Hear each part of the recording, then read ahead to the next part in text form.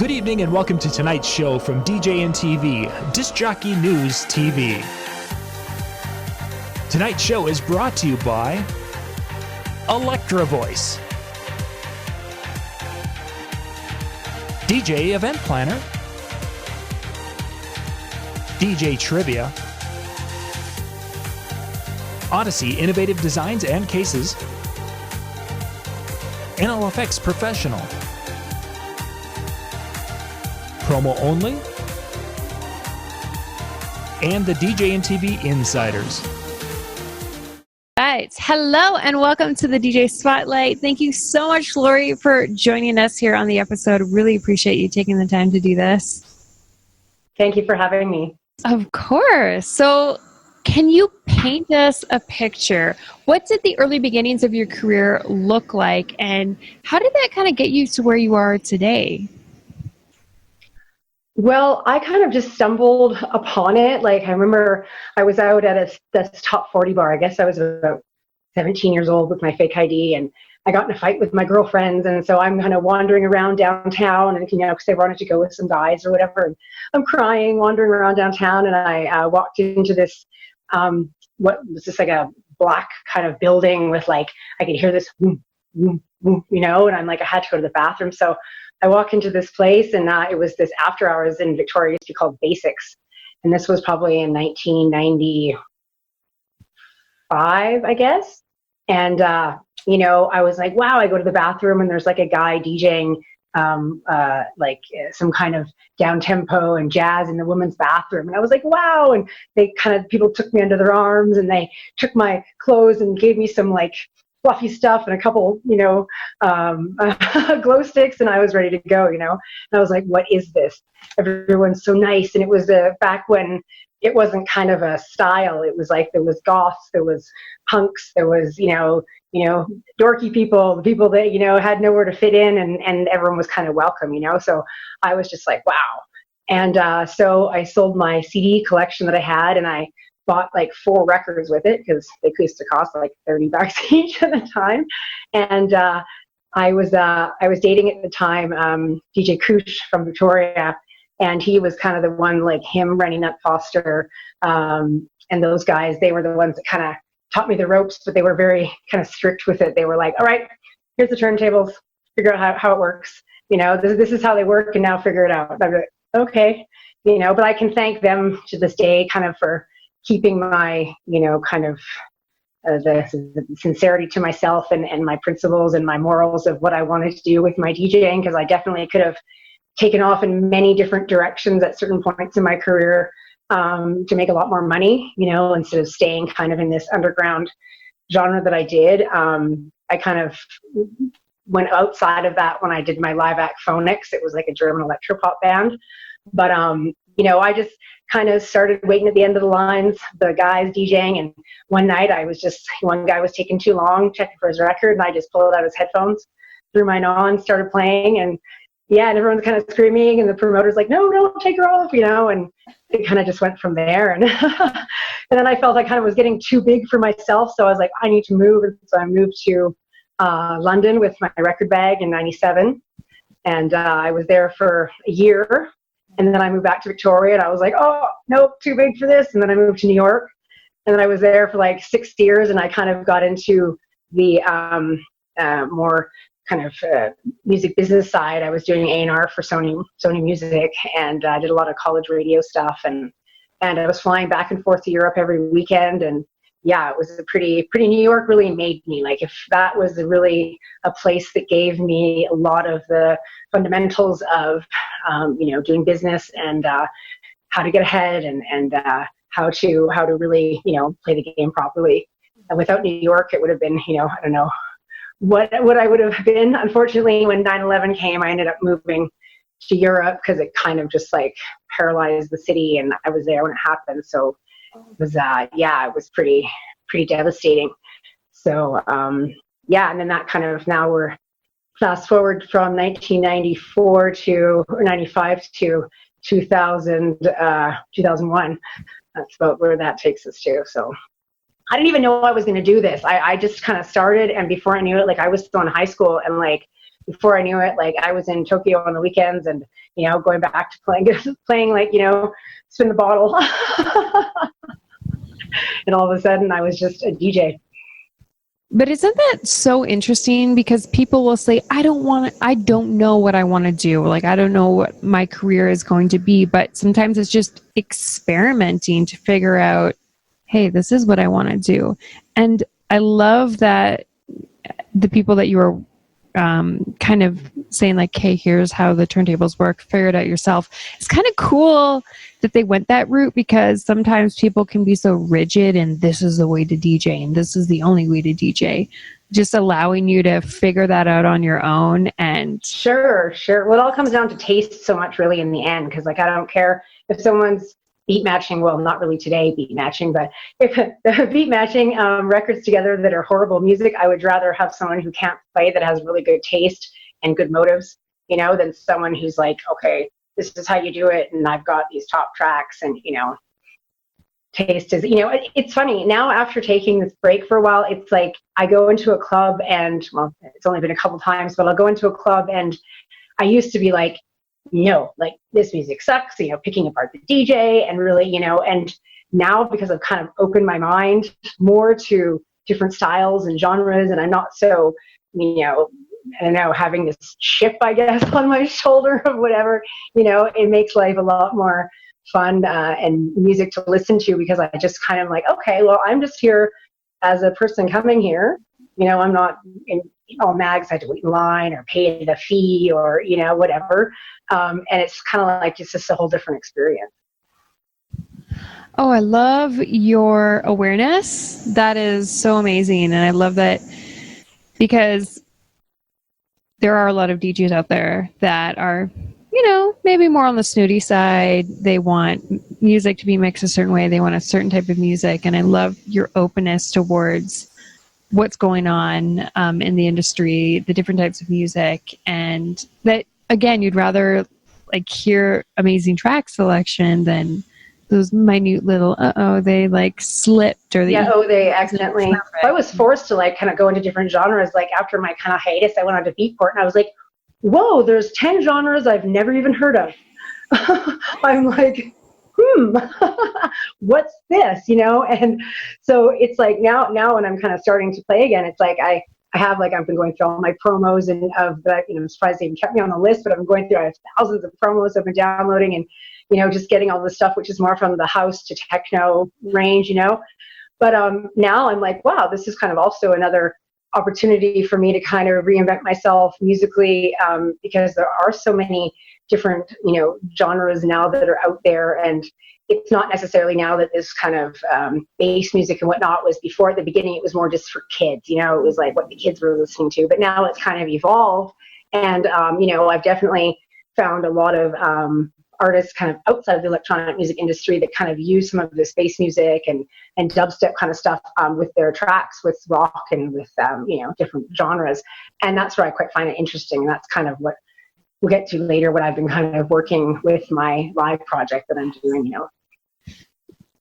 So you've had so much experience in the industry, but you actually decided to unplug for a while. And I'd love to touch on that. Maybe you could run us through how you knew it was time and why. Well, I didn't really at first really even know I was planning on unplugging. I guess I had kind of already grabbed the cord at this point without knowing. I was living in Europe. I lived in Austria for 12 years, and I did events over there and DJ'd all over Europe. And I was married to an Italian who we worked on my label Flavorite together and stuff. And then I found out that my dad was dying and my grandmother was also dying. And, I spent probably 20 years of my life at that point away from my family, so I kind of had to decide at that moment whether I was going to stick to my kind of, no, I'm going to do my career. And, because I was on a great path, we had, I was at a real peak over there. But I knew that if I did that and I left my family to die at home in Canada without me going back there, I knew I could never forgive myself for that. So I'd hoped that I could just kind of come back over here. I moved to Toronto first and just kind of, hop back in. I mean, I'd sold a lot of my stuff there and my apartment and whatnot. So I had some money. And so I kind of used my money in Toronto to throw parties and to, get my label going. And, we got lots of releases out, but, it was silly for me, which I think now where the humility comes in, which humility comes with great growth, to think that I could have just, headline parties in 97 and think that I could come back in 2011 and just kind of pick up where I left off, So it was a year of really learning through that. And then we ended up moving to Vancouver so I could be closer to my family, because I'm like, why am I back from Europe if I'm all the way in Toronto, So I went back to Vancouver and then to Victoria. And at that point, I kind of I did this after hours for a while and kind of just started recording and doing these little parties and stuff. And it worked out great and it was a lot of fun. But then I got to the point where I'm just like, I can't spend all of this time focusing on this because I'm still not giving it to my family. And so that was kind of the moment when I decided to kind of take a step back from it. But I didn't realize it was going to be for this long. I moved down to San Francisco just to kind of to get away from, kind of find a new pattern, wake up every day in a new place, wake up every day with new things to do, and then kind of get out of what I've been doing for the last 25 years, Oh, man. Yeah, I think, and that's such a relatable experience for a lot of people, just getting to this point in their careers where they're like, maybe it's time to take a break. Maybe it's time to refocus my energy. Maybe, people are starting families. For a lot of women that are pregnant, I know for myself, I took quite a few months off. And we're just, the party lifestyle. Yeah, well, I mean, that's a big part of it. And the purpose too. I mean, it's like, you want to have more meaning in what you do, and I remember when I got to the point when I couldn't write lyrics anymore because I felt I didn't have anything to say. And I think that people shouldn't write if they don't have anything to say, or at least, put it out there, because I'd be listening to these tracks, with absolutely no substance from vocally, maybe the singer was great and the track was great, but there was nothing to that. And so I was just like, bleh, and so I realized kind of when I got to that point, when I was, started to listen to some of my tracks that I was writing, and it was just very, it didn't really have anything that hadn't been done before, and I was like, well, I don't want to be doing something that's been done. I don't want to be saying something that's been said. And so I need to just kind of then take a break and kind of stop and find out who I am again. Because you kind of forget that when you're kind of just putting on the smile for the cameras and being, hi, hey, hi, how's it going? I'm like, was I actually nice? And I'm always thinking, like, in the past, I'm like, man, I used to be a real bitch. And then I'm talking to people, they're like, no, Laura, you were always so nice. And I'm thinking, you know what? It's probably because it wasn't sincere. In my memory, I'm remembering being a bitch because it was probably in the back of my head that I was like, oh yeah, but I was actually like, hey, how's it going? Like, I always kept a very professional front, but I was like, no, I don't want to be like that. I want to actually be genuine and sincere, It sounds like you almost needed to redefine new goals. Yeah. In coming back to it. Because I know for artists, when we're really driven, we'll set these goals for ourselves and then realize, okay, I've accomplished everything. I'm not, you're complacent, right? You're used to everything that you're doing. Everything is easy. You're not really learning skills. And I really like that you mentioned the part about like your own self-awareness of like, it sounds like you knew inside you weren't really feeling it, but you were putting on this front. And I feel like this is so relatable. I know for myself, there have been times where I'm like, I had a really shitty night, but I was trying to like look calm and cool and collected, because anytime I did show just an inkling of like not happy, someone would say like, you were kind of bitchy to me. And I'm like, Was I fighting with my boyfriend? Like, I don't know. But it can be scary to be vulnerable. Yeah, I was saying when you kind of stop and try to figure out like who you really are, it's like it's a really difficult thing to do, to actually try to see like what your real motives are, what your real, morals are, and what your kind of principles are, what you've been living by, and that's when it was like kind of, I was really like, whoa. And I found out too, that was kind of a point when I was kind of started to do that towards the end before I unplugged. And I found out my success rate at things started to go lower because, when you're not just like success, forward, me, don't care who you step on, you're very successful. And, when you have that feeling of when you walk in, like, I'm the best, I can do anything, I can, and don't question that, you're really successful. But when you actually start to become kind of honest with yourself, you start to then feel a little bit more insecure, and you start to feel more honest, and you start to, worry more and be nicer and less cutthroat. And those things don't necessarily go along with success. It's so, yeah, it is so true, because if you feel like you're the smartest person in the room and you have nothing to learn, like you're not doing good. Yeah, well, it's listening. I used to talk. We did this documentary, and I quit drinking about 7 years ago, and it wasn't because of this, but we had done this documentary and we were filming. It was called Save the World, and we filmed kind of in my apartment. I had like 6 DJs living with me, and we were traveling around and whatnot. And I watched this footage afterwards, and pretty much it was like me drunk, slurring, talking. Like, I don't think I let anyone else get a word edgewise in.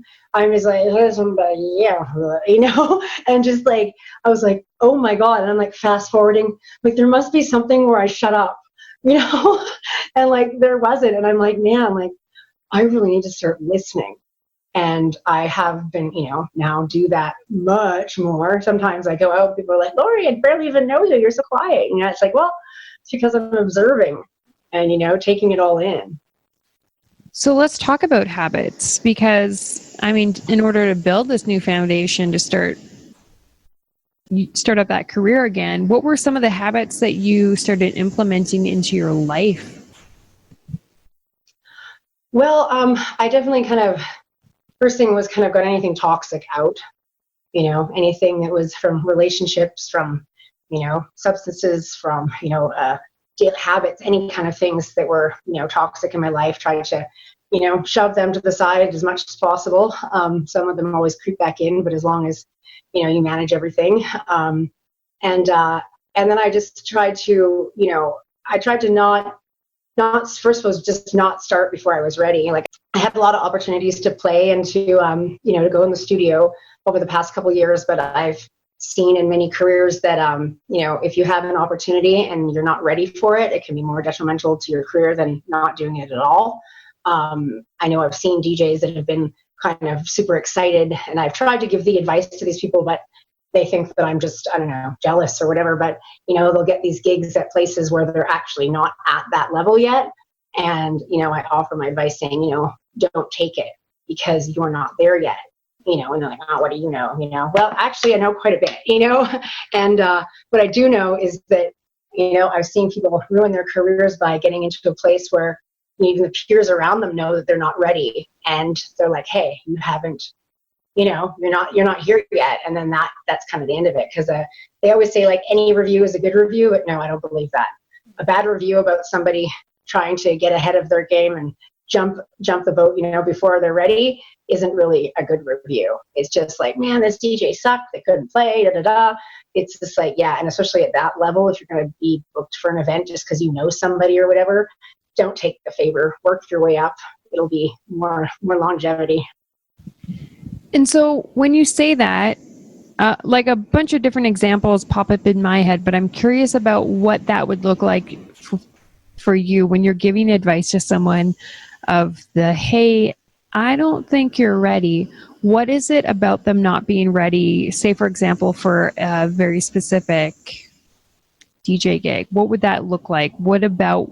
It's more mentally, not even necessarily how they play or what they, what they do or whatnot. They could go up there and, you know, play like a champ, but it's when you get thrown into then the high touring schedule, the having to, you know, do the interviews, the DJing, the this, the that, like, there's so many things. And if you're not mentally ready for it, I mean, even just look at, unfortunately, the sadness of Avicii not long ago, committed suicide, you know, it's like someone like him, he was thrown into it, of course, loved it, but he wasn't ready for it mentally, you know, and no one really understood how that can be. And that where it comes back. So we're going to talk about like the mental health of artists and what it does to somebody, and, you know, what it did to me, which I didn't even realize it had been doing, you know, over the years, and the impact. And you see more and more people, you know, taking their own lives because they just don't know any other route, you know.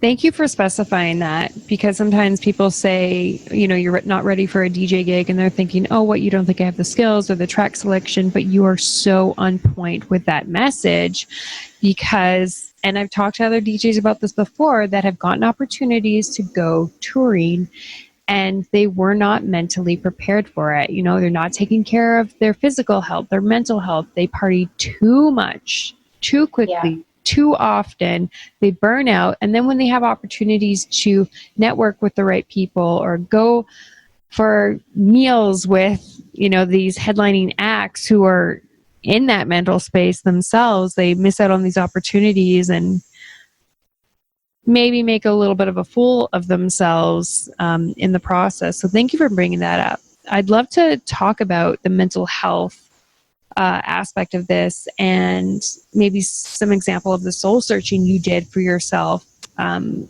Give us some insight on that.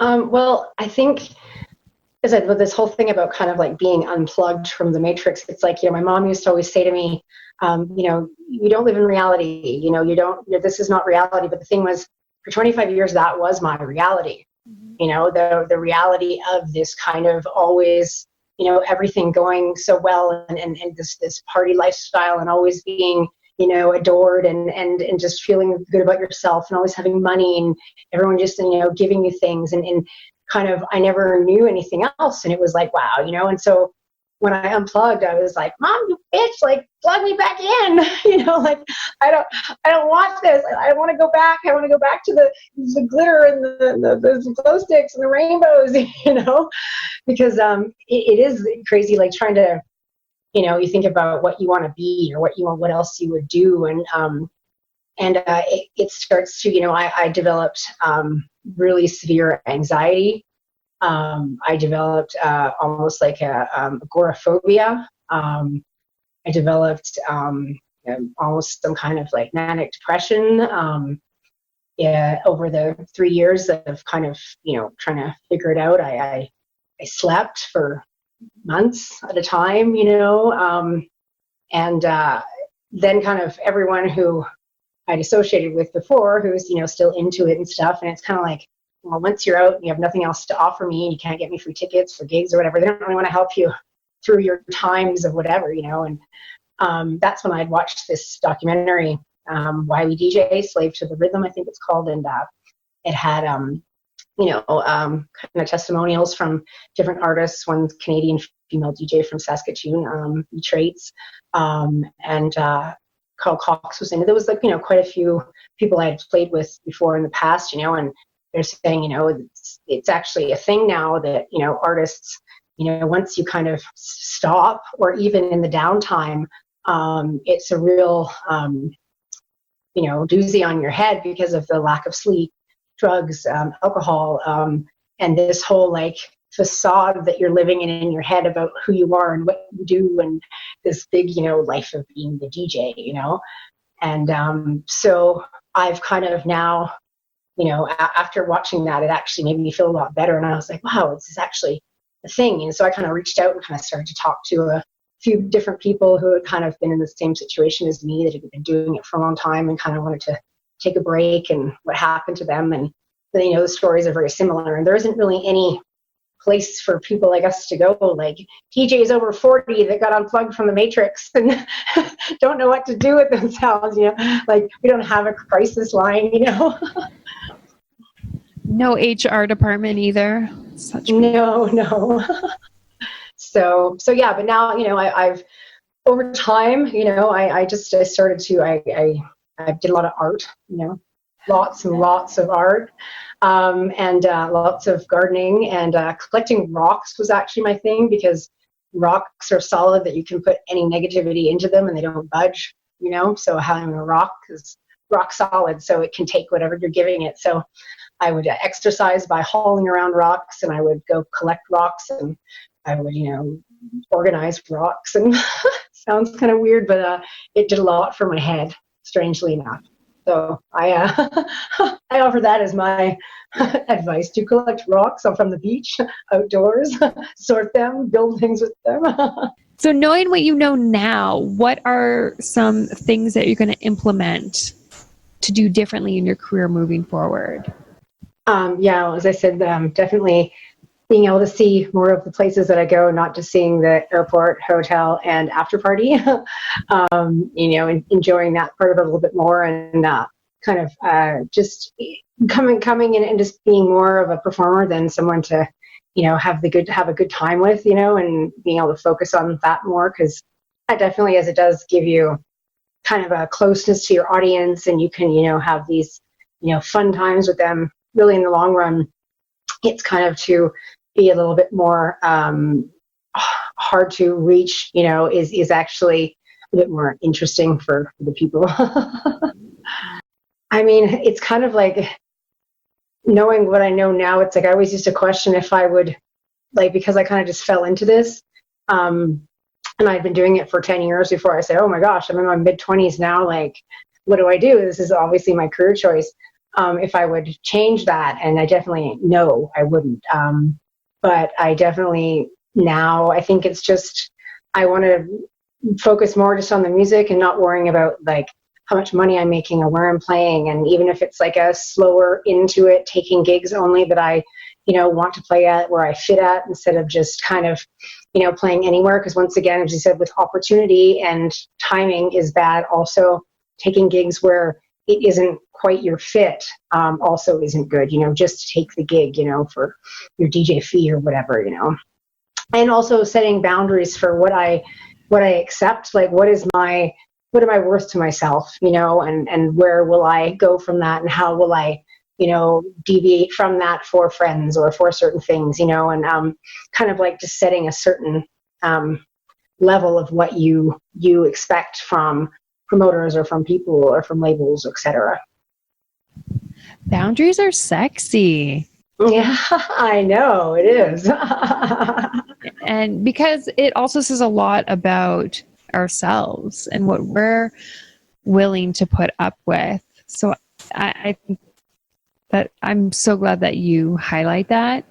I also appreciate the fact that you talk about being more selective with DJ gigs, because there's so much time and energy that's put into it. You really want to be doing something that you believe in and working with people that... Exactly. And that's why when you have your list, people have their, their contract and then what they need. And somebody like, I need my Evian, I need my towel, it's like, okay, no, these are the certain things that I need, technically. These are the certain things that I need, for the place, for what it is. And you don't expect sure, I do miss the, getting looked around in limos and first class hotels and stuff. But, if it means you devoting more money to your event, to better sound, and to getting me a $500 hotel room, then so be it, Yeah.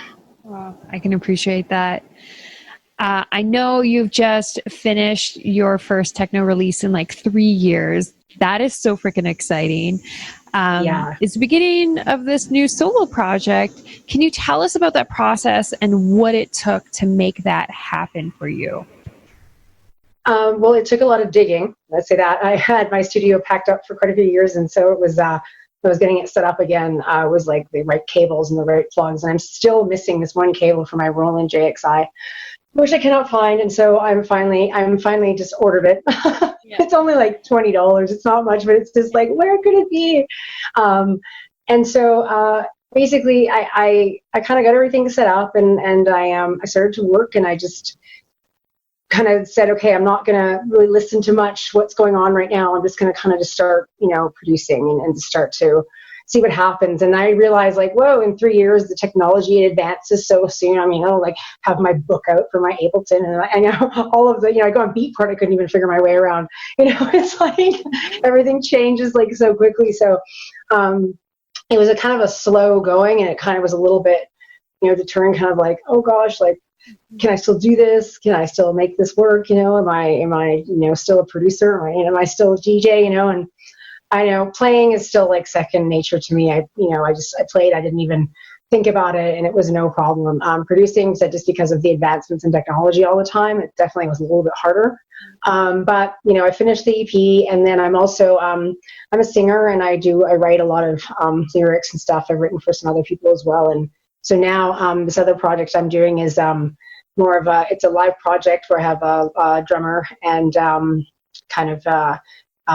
my keyboard and vocals, and I'm doing a little bit of loop recording and whatnot. And so I'm and it's definitely on the electronic version. It could be in clubs, but it wouldn't be, say, peak time clubbing kind of thing. It does have, I'll play a little bit of guitar. I play a lot of instruments, but nothing very well, just enough to record. I have the violin, I have the guitar, I have the flute, clarinet, all this kind of stuff. I would like to add in a trumpet soon.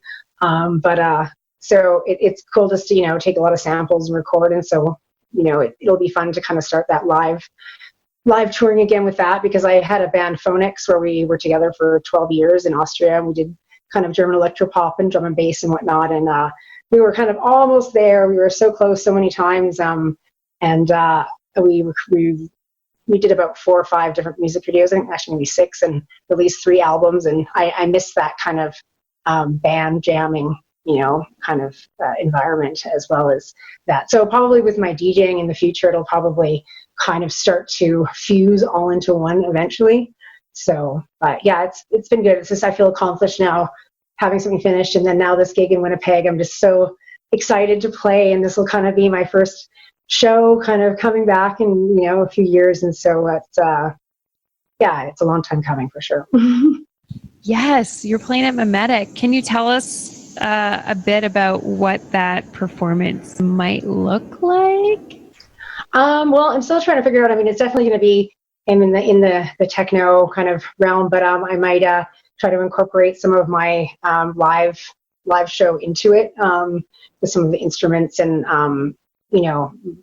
we'll see. I've been trying out a lot of things, as I don't want to take on too much that I can't bite off more than I can chew. But it's kind of like, if I feel at that point I can, get it together. That's what I've been working on. So because, as I said, I want to be able to do something different. I don't want to do what everyone is doing, because otherwise, there's no point in the creative world for creativity that's already there, except for abstract. That's what I do. Abstract art is already there, but, it can be interpreted in many different ways. So. Yeah, I can appreciate that. And it definitely helps you stand out as an artist that much more. To end off this interview, I feel like we probably already talked about a lot of it, but was there anything additionally you would like people to know about that's going on for you? Any specific events you're super stoked about, projects that you're a part of that you'd like us to all check out? Well, I mean, just if I haven't, in the last while, I haven't really done a lot of stuff, but I'm trying to update my pages. And if you go to the youtube.com/hi-fi princess, there's a lot of my music videos from Phonix, and a lot of people kind of didn't know about that kind of part of my career, when I was in Europe and whatnot. And I also had my live Active Flav, so we have some live shows on there. And my Facebook page is Lori Flavorite, and I'm going to be trying to post as much as I can. I'm going to try to actually just start recording myself in the studio, and just kind of while I'm doing stuff, and just kind of letting people kind of peer into what I'm doing, and kind of the process of how it is to get back at it, and where I'm had some issues, and how I'm solving those things and whatnot, because probably a lot of people out there that might be in the same position, or could be soon, or were, and they're not the only ones. Oh, I love that you're doing that. Oh my goodness. I feel like some of my favorite artists, that's what they do. They like showcase what's going on behind the scenes. They talk about what's going on for them and what they're learning. It's just so incredible. Yeah, it makes it more real. Lori, thank you so much for taking the You're time welcome. to sit down with me today. I really appreciate it. I hope for the rest of y'all that are tuned into this interview, you've really took something that she said today and you're going to apply it to your career. Let us know in the comments below any insight that she shared that really stood out for you. Let us know how you are going to start utilizing or developing new skills to really up the ante in your career. And as always, make sure you don't let no one kill your vibes.